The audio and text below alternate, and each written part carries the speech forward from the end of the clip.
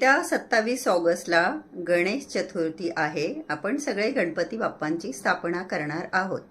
घरामध्ये गणपती बाप्पाची मूर्ती स्थापन करण्यासाठी मूर्ती कशी असावी, तर अथर्व शीर्षामध्ये ज्याप्रमाणे गणपती बाप्पांचे वर्णन केलेले आहे तशी गणपती बाप्पांची मूर्ती हवी.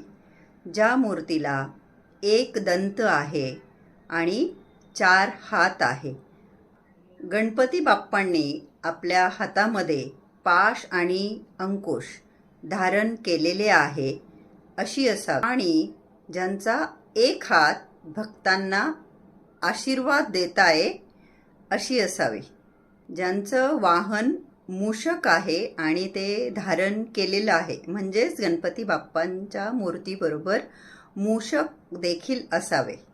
ज्यांचं शरीर रक्तवर्णी ते लंबोदर असावे.